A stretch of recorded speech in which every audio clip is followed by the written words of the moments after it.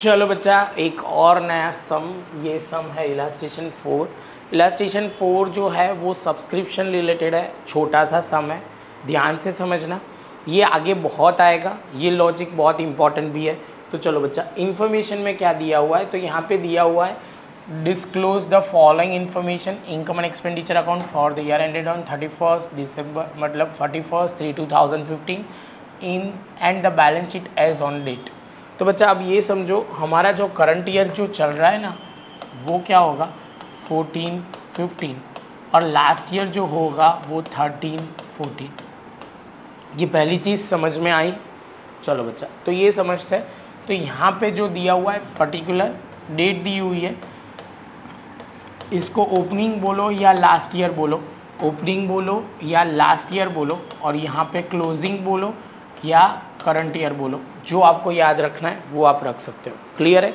चलो तो ये पॉइंट हो गया। सब्सक्रिप्शन हमें दिया गया है और यहाँ पे सब्सक्रिप्शन आउटस्टैंडिंग और एडवांस दिया हुआ है। तो सम का स्टार्ट पहले तो हमें बोला इनकम एंड एक्सपेंडिचर अकाउंट, तो इनकम एंड एक्सपेंडिचर अकाउंट में सबसे 1,50,000 क्रेडिट साइड पे हमने पहले लिख दिया।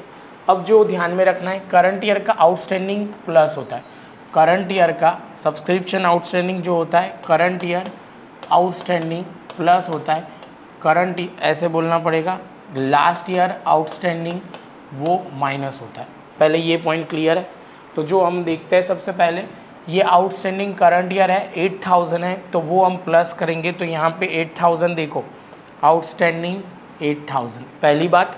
दूसरी बात यहाँ पे लास्ट ईयर का 16,000 है, तो यहाँ पे लास्ट ईयर आउटस्टैंडिंग ऑफ 13-14 क्या है 16,000। समझ में आ रहा है बच्चा? बहुत शांति से समझ के करना, तो ये पॉइंट क्लियर हो जाएगा।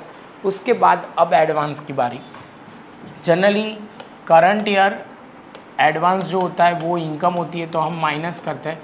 लास्ट ईयर जो होगा वो हम क्या करेंगे एडवांस, तो प्लस हो जाएगा। समझ में आ रहा है? एडवांस ऑलवेज प्रीपेड इनकम हम क्या करते हैं, प्रीपेड इनकम हम ऑलवेज माइनस करते हैं करंट ईयर में, लास्ट ईयर में उससे उल्टा करना है, प्लस करना है। चलो तो करंट ईयर जो होगा वो हमारा 10,000 है, तो 10,000 आपको वो समझना है करंट ईयर है, तो रिसीव इन एडवांस 14-15 ये होगा 14-15, ये पूरा 14-15 ही है, वो ध्यान में रखना है। तो वो माइनस होगा और 9,000 जो है वो हम माइनस करेंगे। तो ये था इनकम एंड एक्सपेंडिचर अकाउंट, और उसका प्लस माइनस करके फाइनल आंसर तो आ जाएगा, उसमें कोई बड़ी बात नहीं है। अब मेन जो चीज़ है बैलेंस शीट की बात करते हैं। तो बैलेंस शीट में जो हमें ध्यान में रखना है, तो हमें यहाँ करंट ईयर का ही देखना होता है बैलेंस शीट में।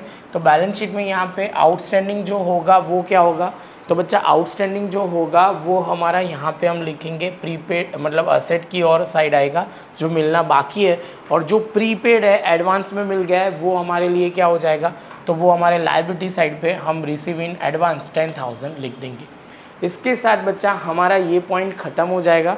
है बहुत सिंपल, पर बहुत प्रैक्टिस की ज़रूरत पड़ेगी, तब जाके आपका सम बहुत क्लियर होगा। तो बच्चा मिलते हैं नेक्स्ट लेक्चर में नए सम के साथ।